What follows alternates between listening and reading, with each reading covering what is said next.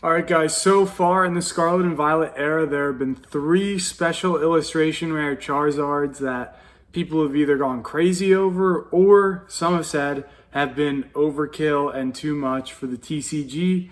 Let's get into it. This video is about everything Charizard and the kind of accumulation of Charizard related sets over the past few generations of Pokemon and how there now always seems to be a Charizard set and how it kind of has dominated the TCG. Looking here, we have the 151 Charizard for $125, the Paldean Fates Charizard for $118, and the Obsidian Flames Charizard for $41. These are all alternate art copies of Charizard from the Scarlet and Violet era, and we are just barely in year 2 now, so that is insane. These are all year 1 Charizard SIRs. Pretty crazy. I'm going to take this back to X and Y Flashfire, kind of where this whole Charizard set, or I guess modern Charizard set kind of began. X and Y, kind of modern, kind of not, but kind of lays the foundation for what I want to talk about today. This guy is a $61 booster pack, and in it holds the Charizard, Mega Charizard EX, secret rare for like $314, probably more if you find it in better condition, which is absolutely nuts, like literally crazy. With recent sales being for $360, $250, $250, probably depending on whether it's near mint or closer to mint, I assume. So yeah, X and Y bought along Flashfire, bought collectors back into it. Pokemon knew that because of their success with this, they could do, a lot more with Charizard. And it kind of followed up in Sun and Moon with Burning Shadows, now a $9 booster pack. I believe this is 2017 this came out, and it featured the Rainbow Charizard GX, which is now a $415 card. Over the past 3 months, it went kind of nuts. It was at like $450 at one point and dropped down. But the Pokemon Company obviously knew that Charizard was going to get a lot of traction, a lot of hype, because it performed so well in Flashfire. I was personally not around for Flashfire. I was still like a kid at that time, but I know that booster boxes of Flashfire were going for even like close to double, almost right out the gate. Like there was a lot of demand and hype for a Charizard related set, and Burning Shadows has performed really well for a year 1 Sun and Moon set. So yeah, moving on, they did it again in Hidden Fates. This is a fan favorite, like beloved set with featuring like a bunch more other Pokemon. But the most expensive one is this shiny Charizard GX for $448. And like once again, it just pulled so many people into the TCG, got so many people interested, involved. Because Charizard Generation 1 is where most of the fan base lies. They remember Charizard from the base set, from the anime, the original red, blue, and yellow games. Like a lot of people, this is, what they grew up with. This is their favorite Pokemon, and price points really hold up. Hidden Fates is still a really expensive pack. It's like $20 now, and it's like 5 years old.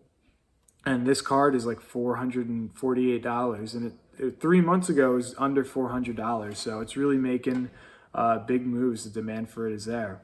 And, they ran it back with Sword and Shield. They had Darkness Ablaze, a Charizard-related set, that actually did not perform that well. So you had a trend of sets performing really, really well for Charizard, and then you have this set, which is still stayed at like a $3 booster pack. And this guy, the Charizard VMAX, just regular VMAX, sitting at $22 for a copy of this card.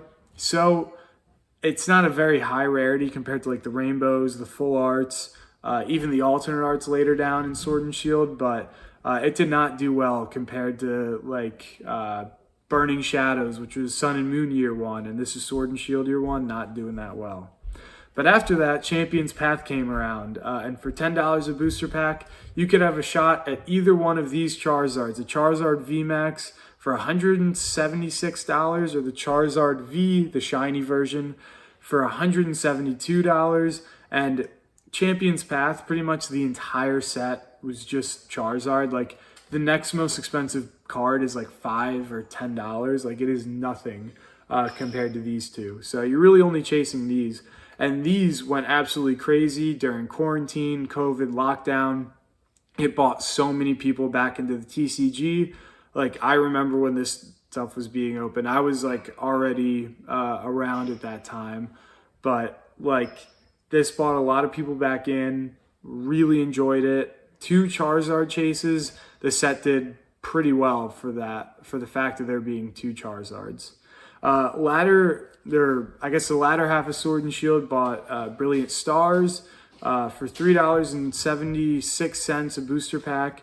This guy holds the Charizard V alternate art for $160, and this is the first Charizard alternate art released in the Sword and Shield era. I personally love Brilliant Stars. I think the entire set, aside from this card, is phenomenal. But this card as well has done absolutely, incredible things. It went up from like $130 card all the way up to $90 card, and it's dropped down $30 since then. But people really enjoyed the hype around it. It's a Venusaur and Charizard fighting.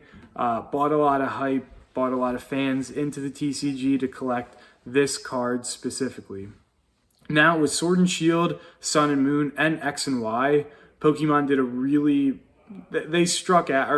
they hit the nail right on the head with these sets that included Charizard. But switching over into Scarlet and Violet seems to be like they've kind of struck out in a sense. Obsidian Flames was the year 1 Charizard set. And you've seen before that Flashfire, you have a $300 and some card. Burning Shadows, another year 1 set. You have another $300 card.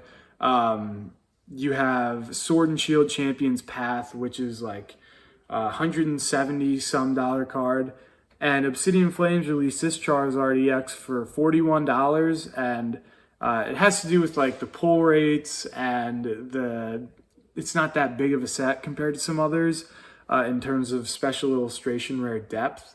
But to be said that there's like a huge price discrepancy between this Scarlet and Violet Charizard set and some of the other ones in previous generations.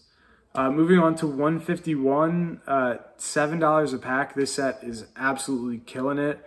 And it's really not just about Charizards, but I wanted to mention it because there is a Charizard. This is the most expensive one of the Scarlet and Violet era at $124 for a copy of the card. And it's a great artwork. It's the only non-terrestrialized artwork that we have of Charizard in the Scarlet and Violet era. People just don't like the terraforms, which, it's just not their cup of tea. Which is different than the Paldean Fates Charizard. This pack is like $5. The Charizard in it, $117. Now, I understand that in the Scarlet and Violet era, pull rates are different. Sets, production, printing, all the numbers are a lot different than in these previous sets.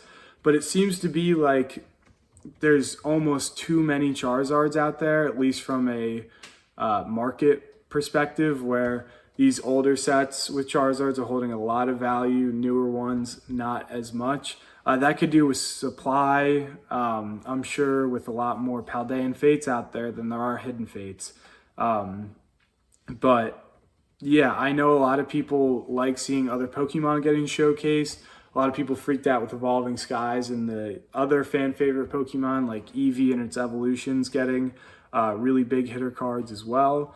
But yeah, that's all I wanted to do, just talk about the Charizard sets. I want to know down in the comments what you have to think of it. If you think there's too many Charizards out there, if you think there's not enough, I'd love to hear what you have to say. And that'll do it.